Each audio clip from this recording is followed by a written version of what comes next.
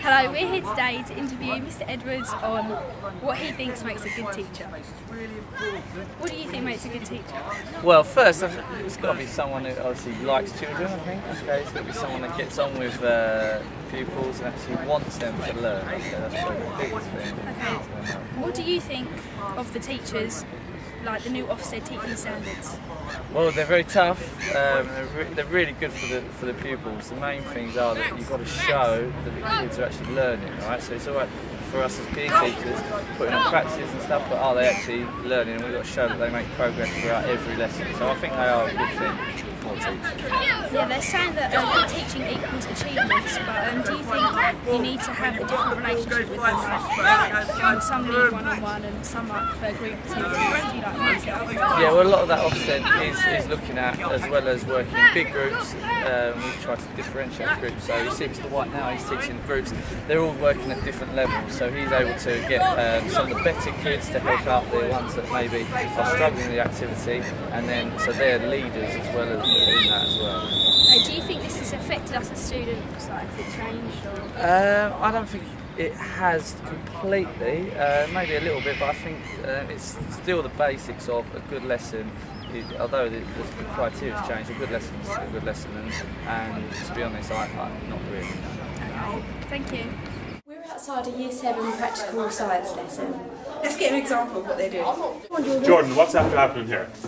Well, we put lime water in this little test tube and put hydronic acid in this large test tube, and we attached it together and put calcium carbonate in it, which reacted the lime water to see if it would be carbon dioxide.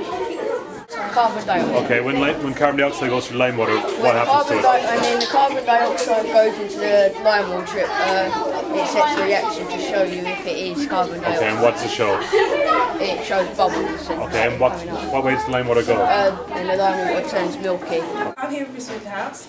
She's training some new teachers to become the best they can be, so I'm going to ask her a few questions. So, what do you think makes a good teacher? I think a good teacher is someone who can communicate. They'll have a passion for their subject and they'll want to share that with pupils, but also they'll be able to present it in an interesting way and be able to present things in different ways that are going to appeal to different students. So, what do you think about Ofsted's new teaching standards? The new teaching standards actually come into force in September, but they're using them at the moment. Ofsted are using them at the moment to judge teaching when they go in and inspect schools. The focus is very much on the quality of teaching and learning, and that makes sense because ultimately it's what happens in the classroom that has an impact on pupils' futures. So I think the grading and the standards themselves, which focus on teaching, learning, planning lessons, sequencing lessons so that students can learn effectively, that all makes perfect sense. It's making sure that staff are provided with the support and help to keep fresh with the subjects and be able to achieve the best they can. Does this affect us as students? It will hopefully affect you positively as students because, for example, teachers now have to have very detailed records of progress that pupils are making. But that's not just that the teachers have that record, they need to share it with pupils. And there's far more emphasis on the pupils learning rather than the way the teacher teaches. Now that may sound a bit strange, but ultimately, whatever the teacher does should lead to the pupils learning something. And sometimes the most effective way for that to happen is for the teacher to actually take a backward step, stop talking and let the pupils get on.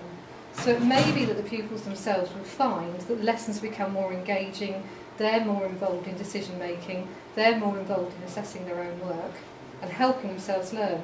And that ability to learn will then go with them when they leave school. They'll have that for life.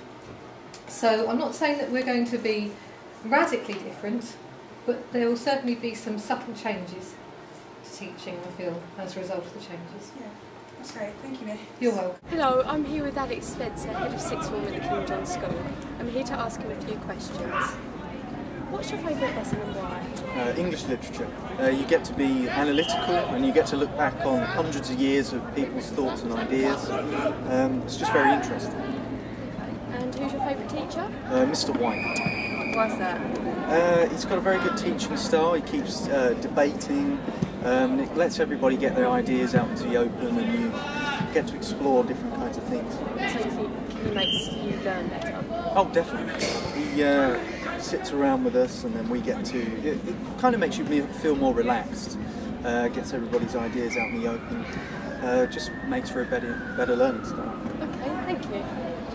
Hi, I'm here with Matt's Cottage and I'm going to be asking him a few questions on what he thinks of the King John School.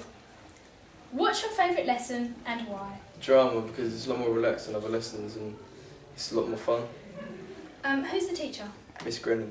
And what do you think of her teaching style? She's really good because she answers all your questions and helps you with everything if you need Yeah. help. Okay, thank you.